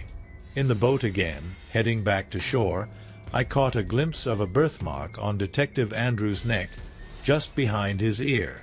It sounds strange, but the sight of it sent the biggest sense of déjà vu up my spine, and I knew in that moment that I hadn't recognized him from the hospital, that I had to have met him sometime before that. "So what happened to the other officers?" I asked. "The ones who were supposed to meet us out here?" Cooper shouted over the noise of the motor. "We had to get you out to the island somehow." After we got to shore, Cooper and Bennett went their own way and Andrews dropped me off back at my apartment. Before he could pull away, I leaned back in and asked which precinct he and the other detectives worked for. 31st, he said. I was quiet a second. "You're full of shit, aren't you?" Without responding, he put the car into drive and pulled away. I should have written down his plate number, but I didn't think of it until it was too late. When I got inside, I looked up the 31st precinct and called them up using my neighbor's phone. Not surprisingly, no one by those names works for the police. The more I think about it, the more I recognize the stranger I saw out on the island. I'd gotten a better look at him that I let on, but I wasn't about to tell the detectives that unless I wanted to spend some time in a mental ward. The man in the forest, it was me. I don't know why I bothered getting a new phone. I've been finding it so hard to concentrate lately. I can barely hold down a conversation. My thoughts often start in one place and end up somewhere completely different, to the point where I can't remember what I'd been thinking of in the first place. The other day I managed to land a phone interview for a pretty decent job, but halfway through the call I lost track of my words so badly, I actually forgot what the question was. I tried my best to recover, but it was too late. The woman thanked me for my time and got off the phone as quickly as she could. Not surprisingly, she didn't call back. I hate these phone interviews, anyway. People half my intelligence, judging me from 1,000 miles away. They're lucky we're not in the same room, so I can't slap the clipboard out of their hands. What was I saying? The phone. I got a new phone with my first unemployment check. I told the kid at the store they should replace it for free, But he said I hadn't gone for the extra insurance, so I had to pay for a new one. This kid couldn't have been a day over 20, and he gets to bully me into spending a chunk of my unemployment on something I already bought. He wanted me to upgrade my contract, too, until I got loud with him. He dropped the sales pitch pretty quickly after that. I'm doing it again. The point is, someone keeps calling me and hanging up. At first I thought it was a problem with the new phone, but then I called the number back and heard breathing on the other end. It wasn't lewd or anything, more, I don't know, panicked. After listening to it a few seconds I got pissed off and said, "Hello? Who is this?" There was a loud sound like whoever it was slammed their phone down, and then the line cut out. They haven't called back since, but I'm still waiting. It's not just the phone calls. Last night I was woken up by a knock on the door in the middle of the night. When I answered it, no one was there. No one at my door. No one in the hallway. I got to the door pretty quick, too, quicker than it takes for the elevator to come up from the lobby. There's a stairwell they could have taken down, but the door squeaks so loudly, I definitely would have heard someone open it. So either one of my neighbors knocked on my door at 2 in the morning, or the invisible man. I've called the police more than once, but they're no help. They came out to my apartment and took my statement about Andrews and the other fake detectives, but they didn't seem too convinced by my story. Whenever I ask about the attack that put me in the hospital, they say the case is pending further evidence, which is a nice way of saying it's closed. I won't give up, though. I called and I called until finally one officer said, "Look, my guess is you got loaded on tranquilizers and hurt yourself." These are the people who are supposed to be protecting me. He said I'm lucky no one pressed charges for assault or property damage. I'm lucky. His words. My neighbor Pete, the guy who visited me in the hospital, said a detective came around asking about me. I tried to explain that the person he talked to probably wasn't a real detective, but now the guy wants nothing to do with me. I even caught the woman across the hall staring, so I can only assume either word got around or that detective paid more than one visit in the building. As far as lawyers go, you can forget it. The only guys interested in my case are the kind of bottom scrapers and ambulance chasers I would never hire in the first place. I couldn't sleep last night, so I got dressed and left the building to go for a walk. My thoughts were racing so badly, like two people arguing over each other, but the wind felt good on my skin, and before I knew it I was taking a booth at the Lighthouse Diner a couple of miles from my apartment. They know me enough there to get a few head nods from the employees, but not so much that they know my name or what I do. Sometimes that's best. They don't know my business, and I don't know theirs. The waitress came over to take my order. "No friends tonight?" she asked. "Just me." I ordered a coffee and an omelette. I don't like eggs much, but I've been craving them lately. I've been craving a lot of weird things. The waitress put my order in and dropped off the coffee, leaving me to prepare it alone in the empty diner. As I poured the sugar in, I casually glanced over at my reflection in the mirrored wall across the aisle. I wasn't alone in the booth. The man seated across from me was immediately recognizable as Andrews, or whatever his actual name is, dressed in clothes that weren't trying to make him look like a detective. I understood right away that I wasn't seeing a ghost or anything like that. It was a memory, a slice of something forgotten coming through. The cuts and bruises on my face were gone, or rather not there yet. Even my clothes weren't the same, and I was struck with the fear that if I moved my head, even slightly, the spell would be broken and the memory would be lost forever. I could see from my peripherals that no one was actually seated at the booth with me. The effect it had on my vision was completely disorienting. By the movement of his lips, the memory of Andrews was talking to the memory of me, though I couldn't hear a word of it. The birthmark on his neck could be seen from my angle, as well as a yellow folder on the table between us. For a moment, The sound of the memory fluttered through my ears. Just 5 words of Andrew's voice. "You have to go back."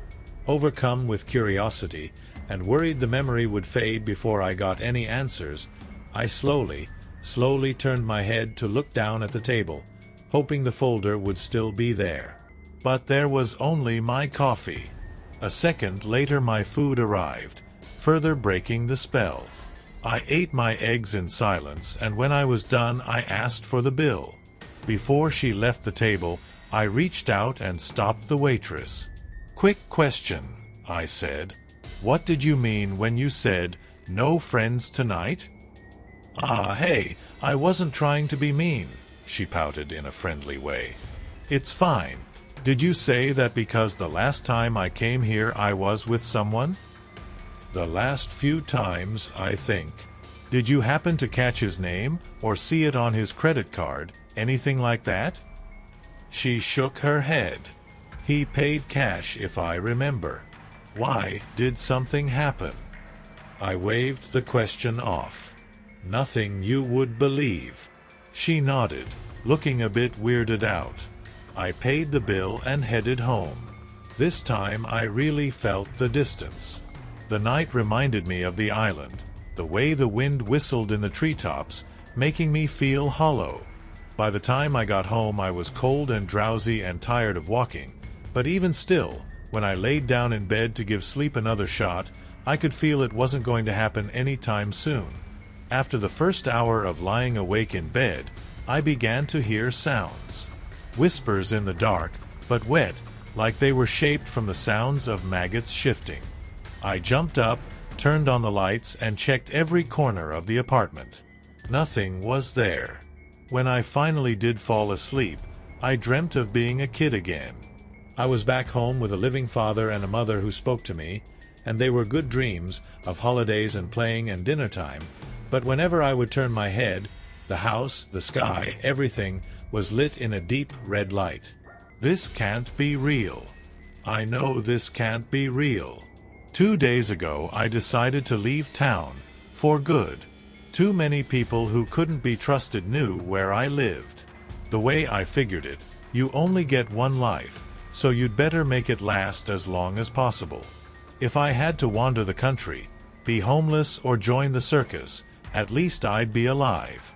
There was nothing left for me back in that town. Anyway, no friends, no family, no job. I might as well start over somewhere new, somewhere nobody knows me, and pray my problems don't follow me there. I drove for as long as I could.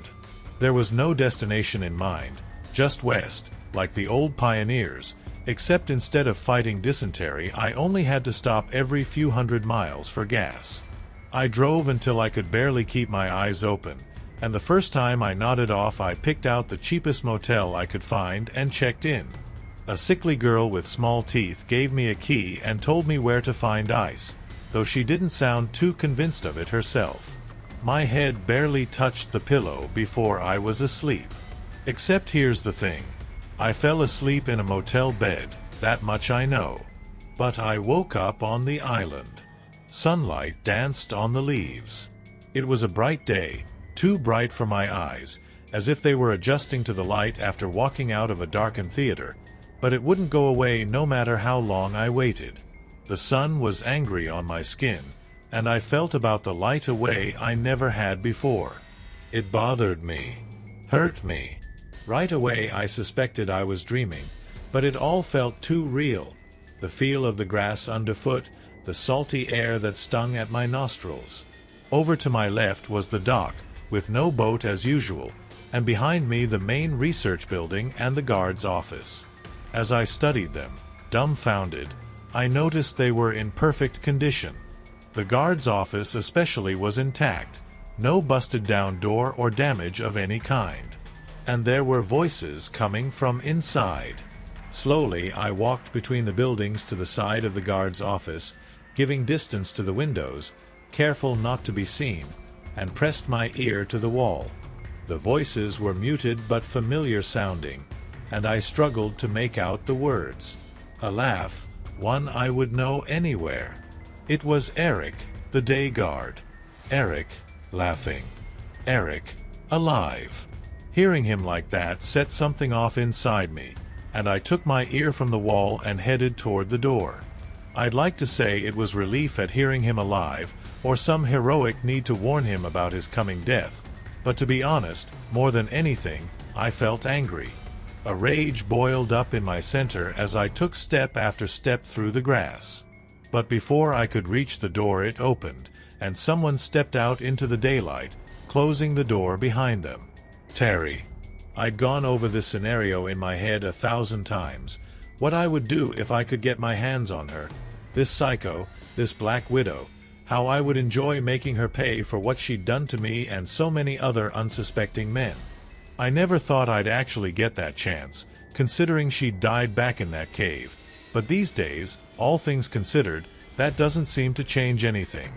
As I bore down on her, I said her name. Terry, alive, Terry, smiling. She looked up at me, and I saw her eyes wash over with emotion. Fear and pain and something else, something wrong, and she glanced back at the office to check that the door was closed before she spoke. "What are you doing here?" "Looking for you," I replied, my throat hoarse.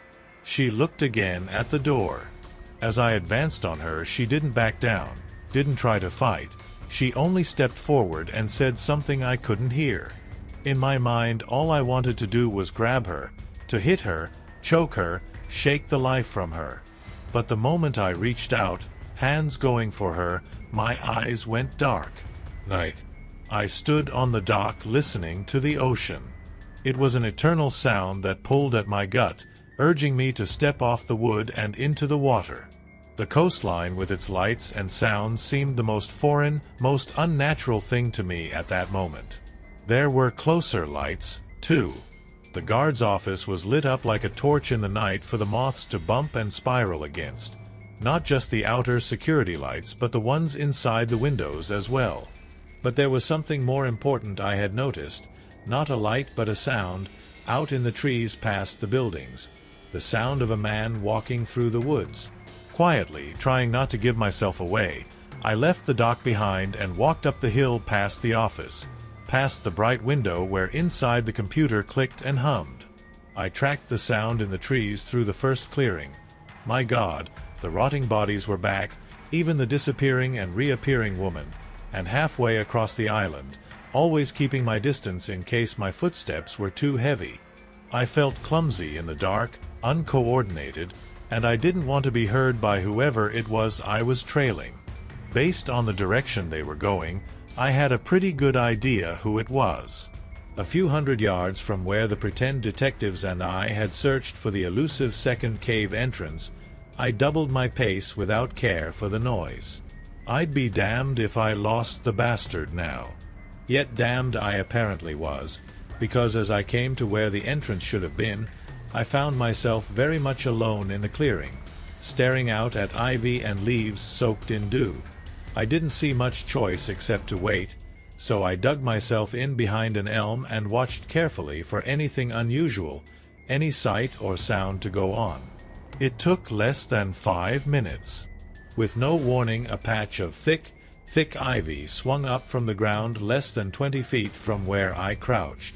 The ivy was mounted to a buried door, the wood made up to look like dirt, the whole thing so dirty and ivy-tangled we'd missed it on every pass.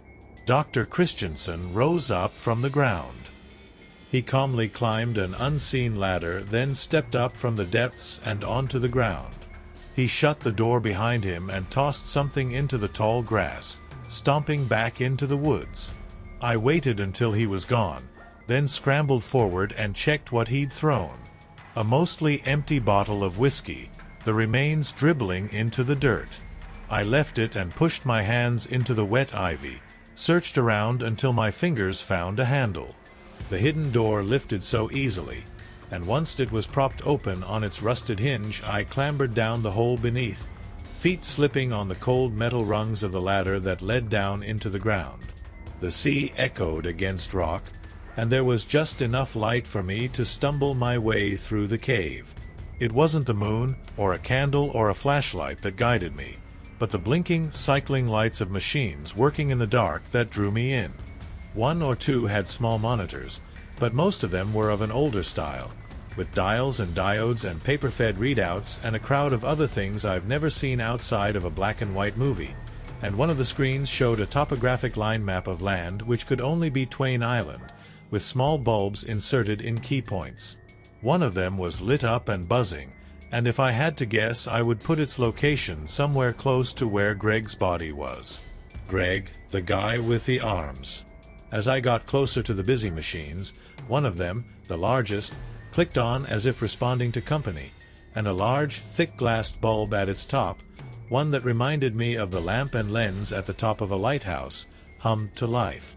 The filament inside glowed hot and then hotter, and somewhere a paper feed began spitting out lengths. The glass was red and so was the light.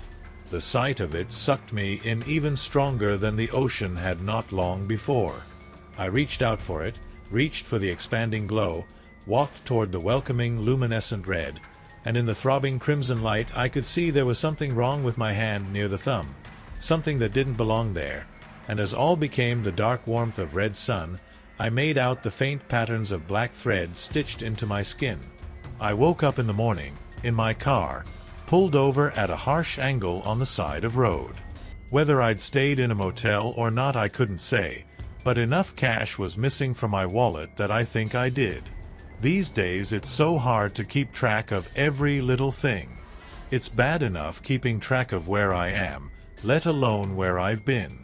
Back on the island, when I reached for Terry, she'd said something I couldn't hear. I've spent a lot of time since thinking about her lips, the way they moved, the words they formed. The 3 words she'd said. I think I know what they were now. You're not finished. The last few days before I left town, I'd started having blackouts, long periods of time I lost track of. My car wouldn't be where I'd parked it. Food would be gone from my refrigerator. Before I left, I made one last stop. I drove to the employment agency who put me on that damn island in the first place. I wanted to question the prick who ran it. I needed to know if he was in on it, if he'd knowingly sent me and God knows how many others into the snake pit, or if he'd been as naive as I was. But when I got there, all I found was the charred remains of a building. What was left of it was marked off with police tape. Someone had burned it to the ground. Quiet days at the bank are nice sometimes, but they do have a tendency to drag unless I keep busy. That's really why I started writing stories in the first place. They're my little distractions from the silence and the other things I'd rather not think about. So I was at my desk, taking advantage of the quiet by catching up on some paperwork, when suddenly I had this powerful feeling, this realization that what was happening, all of this, was wrong. It began to sink in that I shouldn't be there, that I hadn't worked there in weeks, and more disturbingly couldn't remember how I'd gotten there. Was it all a dream? And if so, had I woken up? Hey. I tried to flag down a passing customer, but she didn't answer. She kept walking as if she hadn't heard me, and in fact no one was paying attention to me or doing anything but staring ahead or down at their work. I wanted to get a look at the date, to get some explanation for all this, but I couldn't get my computer monitor to turn on. I banged on the keyboard and clicked the mouse, but nothing happened. Unresponsive. I gave the tower under my desk a hard kick and the screen clicked on and buzzed to life. Instead of the desktop, the screen was pure white. Then it changed, becoming pink at first and then darkening to a deep red. It was bright, almost blinding, and I tried to click the mouse again only to find there was no under my hand. No keyboard, either. There wasn't even a tower, the one I just kicked was gone. I wheeled back from my desk with my hands in front of my eyes to shield them from the sting of the red light. It became so strong that it filled the entire bank, ceiling, walls, and floor, from the desk cubicles to the teller window to the lobby at the far end, yet no one reacted in the slightest. They continued their work and went about their day, bathed in the light, oblivious to the blood color wrapping their eyes. Up out of my chair I went to Carol, one of my coworkers, and called her name. She didn't look up. I did the same to Vince, and when he didn't respond to the name, I repeated it louder. It was like talking into the wind. The sound of his name was sucked up into the vacuum. I went from desk to desk, banged on the security glass of the teller window, and shouted as loud as I could from the center of the bank. Nothing was heard. Nothing was seen. Time had drained from the room, and I knew I needed to escape before I drained down with it. The door. I ran through the lobby and out the door, needing to be free of that place. When I burst out of the building, I expected to find the same gray parking lot I'd come out to hundreds of times before, the flat stretch of cracked concrete broken by tall lights every 20 spaces, but instead I came out to a blur of brown and green and blue. When I stopped myself, there was the sound of seagulls and crashing waves. I was on the island again. I turned around to look back at the bank, but it was already gone. The entire 6-story building vanished like it was never there. My chest seized up with a choking helplessness as I realized there was no way off this island, that no matter how fast I ran or how far I drove, the moment I turned my head it could all come crashing back. A chunk of rock surrounded by sea was always there, ready to squeeze me between cold fingers. It was time to focus. Time to go home. Where was I on the island? Somewhere near the cave, as far as I could tell, but it was hard to be sure without landmarks. It was daytime, but the woods all looked the same. I took my best guess at the direction of the dock and started off, amazed at how many times I had taken this walk I'd sworn to never take. Not 2 minutes later, I heard a shout from far behind me.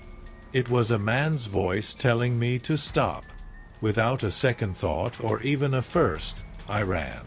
I ran like hell and didn't stop running no matter how much the unseen man ordered me to, until I spotted a thick grouping of trees up ahead and made a line for it, aiming for the small space between 2 large elms. I ran so fast I didn't feel my feet touch the dirt. The trees came up quickly and I ran between the 2 elms, hoping to lose what now sounded like 3 or 4 men chasing me through the woods. I came out the other side in a long hallway that echoed with high-pitched sound. Going from outdoors to indoors with no transition at all was jarring, though I knew right away where I was. It was the main research building. The laboratories on the left and on the right were the cleaning and packing rooms I knew too well. There was no need to turn around. I knew the woods would be gone. My ears adjusted to the echoes. The high-pitched sound was a woman crying. It was coming from the packing room at the end of the hall, and as much as I didn't want to go any closer, I was compelled to seek it out, maybe because the voice was familiar. It wasn't Terry's, it was someone older, and they sounded like they were in pain. I went forward, went toward the familiar and the painful. When I turned the corner, I'd expected to find the woman, but all I found was the packing room, empty except for the boxes, the stacks of bones and skulls. Yet the crying continued. The woman in pain, her voice, it formed wordless cries for help, painful and destroyed and reaching out. As I walked into the room, it grew louder, closer, and it became clear that the cries were coming from one of the boxes sitting on the work desk. It was sealed with tape. I could swear I could see it shaking. I knew whose voice it was. The woman. I backed away and left her there, shutting the door behind me to muffle the cries.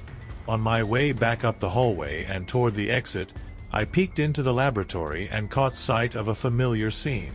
Familiar yet not. 3 men in lab coats unwrapped a new corpse on the metal slab, pulling a man's head free and peeling black plastic away from his crusted skin. I stopped heading for the exit and approached the door, placed my palms on its window and watched the men work. It was like seeing some moment from a future time, echoing a moment from the past. I could only see the back of the laboratory men, but one of them, the one on the left, had a birthmark on his neck just behind his ear. When I looked again at the corpse they were unwrapping, I found its eyes were open and looking directly at me. It was Bernard. He was dead, drained of blood, yet I could still feel his hatred for me. His accusing eyes stared unblinking as I turned and left. Standing in the guard's office, all of it pristine and unbroken except for the two-way radio, which was in one piece but wouldn't pick up a signal, I found I didn't know where to go anymore, where to run, that I was at a crossroads. In limbo. Lost. Then I remembered. My phone was in my pocket. There'd been no boat launch to turn it over to. I'd come straight from the bank where my phone was always on me. I fumbled it out of my pocket and tried calling the police first. It rang and rang without answer. I hung up and tried calling the first number in my contacts. No answer. The next contact. No answer. I dialed 7 random numbers and waited 10 rings before giving up. Just as I was about to put my phone away, it rang in my hand. I answered it and slowly brought it up to my ear. My breathing was heavy, panicked, and as much as I tried to speak, my throat was too tight to let the words out. After a few seconds, an annoyed voice on the other side said, "Hello? Who is this?" It was my voice. Cold fear spread through me. The phone fell from my stiff hand and hit the floor, breaking into a dozen shards of glass and plastic that danced across the floor. The connection was lost along with the phone. Acid burned in my throat and my stomach felt ready to spill. I looked toward the bathroom but had to look again when I saw the door had changed. Its location was the same, but the door was entirely different. No longer a bathroom door, but the kind that led to an apartment. It even had a bronze number plate screwed to it at eye level. Apartment 403. My apartment. With my hand shaking, I tried the handle but found it was locked. I checked my pockets for keys and came up empty. So I knocked. I knocked on my own door, not knowing what to expect.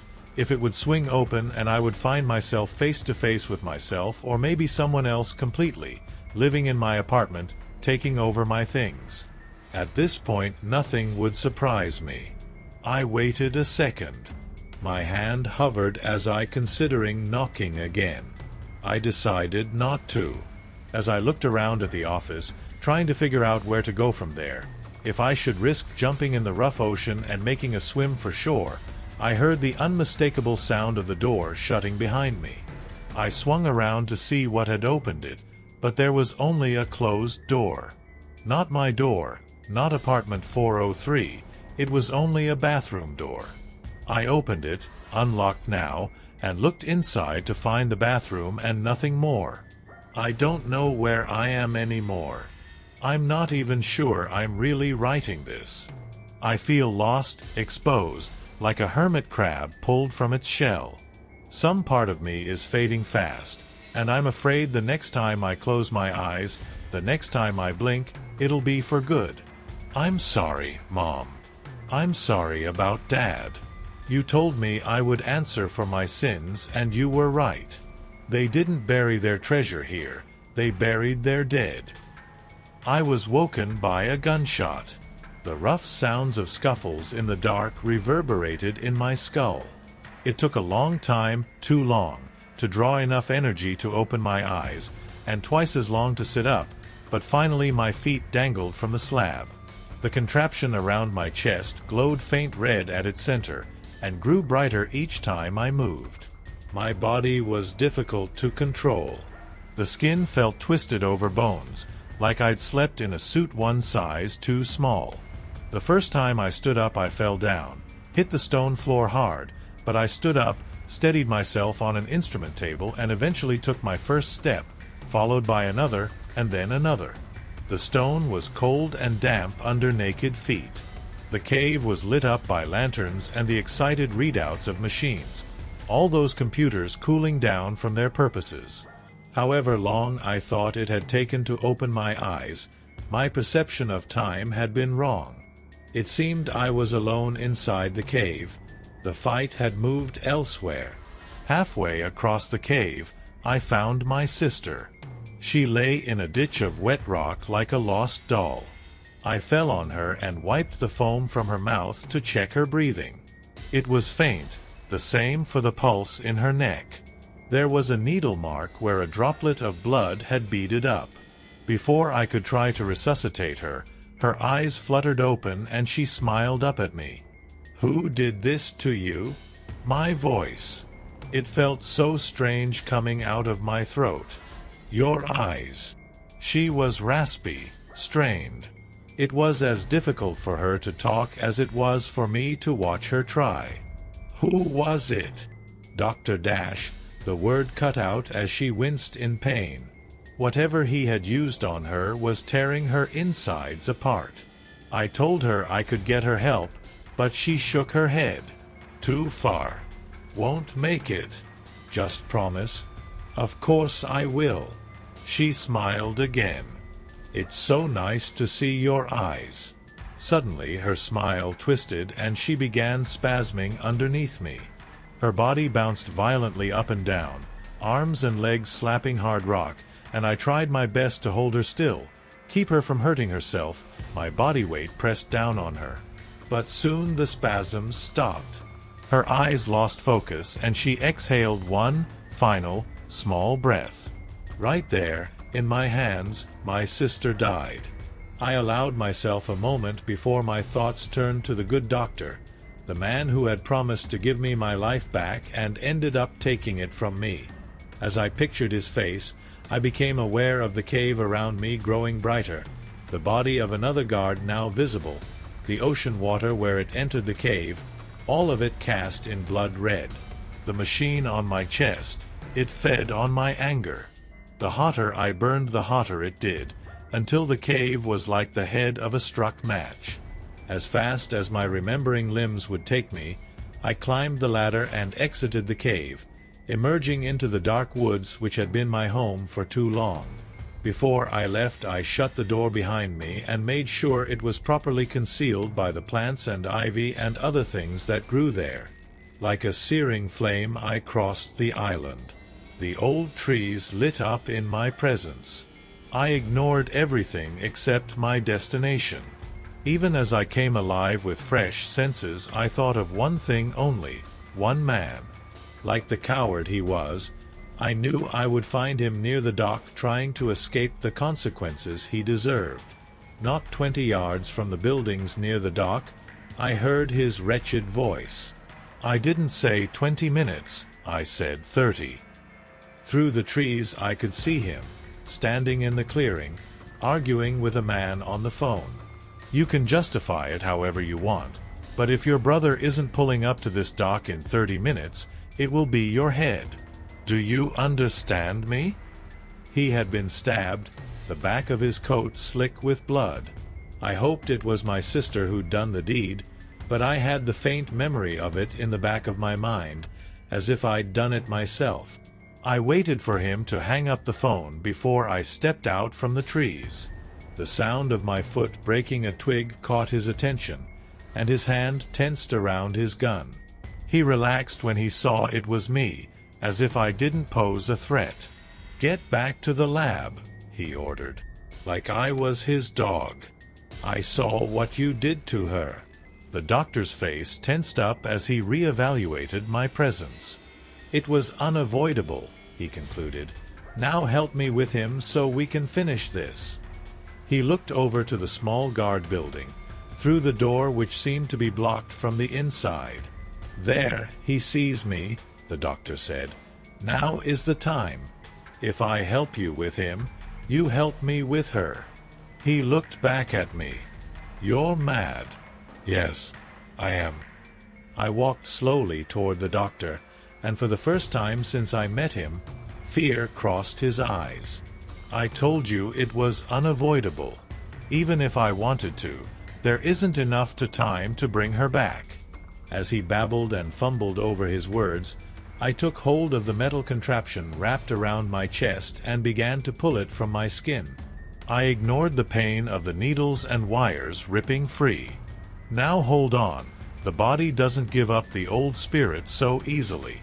You're only half in this world." I tore the remainder of the machine off my body and advanced on him, wielding it above my head as a weapon. He stepped back and tripped over a large root, falling on his back. "Help me," I said.